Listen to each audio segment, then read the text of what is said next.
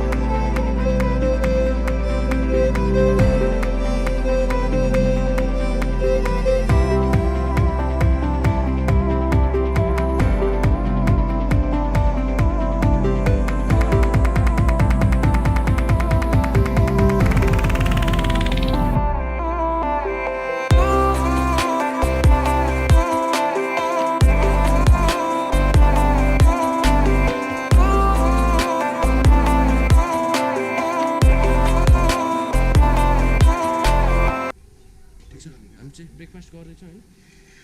गान्द्रुकको breakfast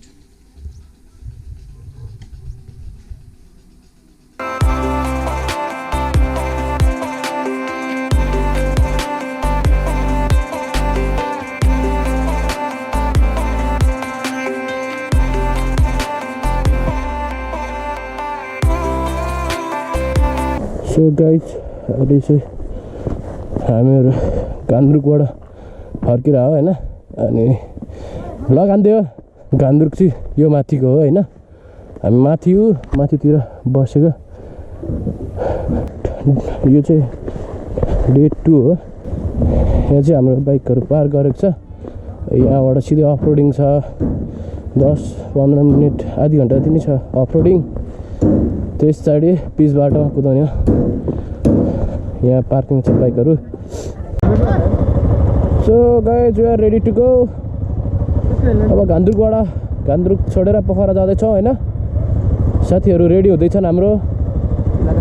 हैन यता warm up हुँदैछ हाम्रो बाइकहरु हाम्रो हिरा पनि अब तल जानको लागि रेडी भइरहेको छ हैन तालो मेरोमा सिट पनि छ हिरा दादा हाम्रो लिडर हाम्रो राइडको एकदम लिड गर्नुहुन्छ उहाँले हैन एकदम अनि खैरे उहाँ चाहिँ एकदम राइडर हो हैन एकदम लोडेड के भन्छ यसलाई गियर अफ राइडर हाम्रो हैन महँगा राइडिङ सुट लगाउँछ उसले हैन हेलमेट पनि एकदम महँगो लगाउँछ उसले चाहिँ बाइक पनि टल्काउँछ यसरी सुरुकै पेट्रोल पम्पको स्टेसनमा पेट्रोल हाल्नुपर्छ ल केटाहरुको 2 लाइन नि घटा छैन र मेरो सकिसक्यो पेट्रोल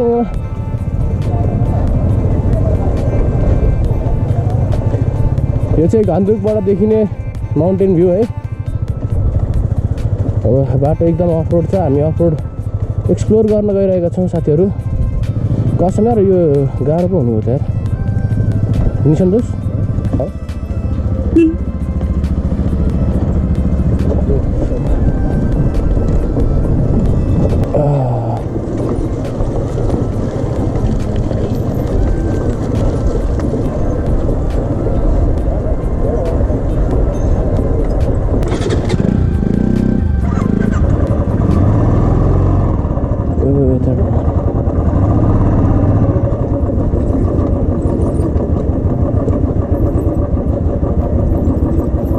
यता गाडी फसेको अवस्था।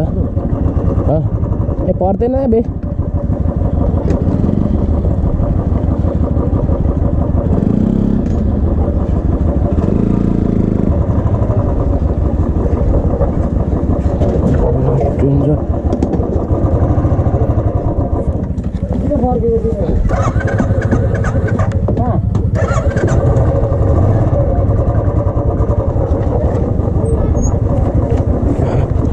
चढ चढ चढ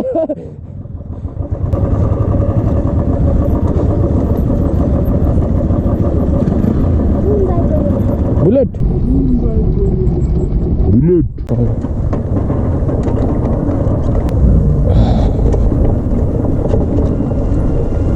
आधी घन्टा त लाग्दैन नि त हाम्रो त्यो अफरोड सघाउनुमा।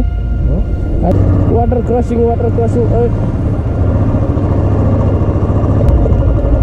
अति अफरोड यारमा हिलोले पानी परेर झन् अस्ति।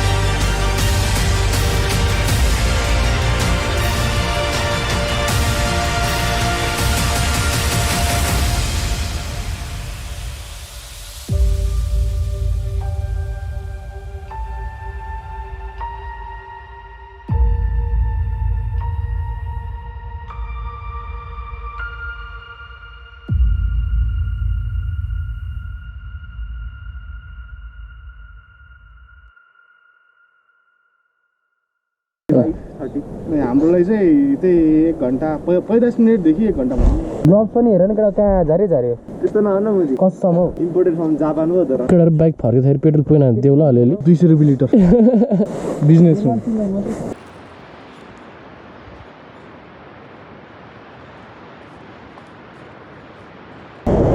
After walking 10,000 kilometers and we finally reached Jhinu. यो चाहिँ झिनुको सिन हो झिनुको सिनहरु हेर्न सक्नुहुन्छ गाइस तपाईहरु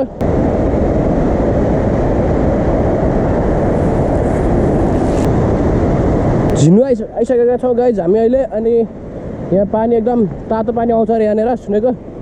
तातो पानीमा यसो डिबुल्की मारेर चल्दिने हो फ्रेश भएर यो चाहिँ खोला है तलतिर बब्बाल सफा रिजर्भ लास्ट क्लियर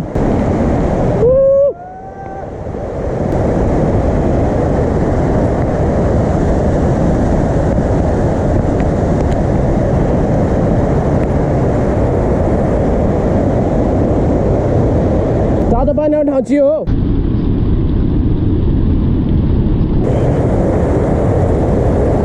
अभी के छ नाङ्गो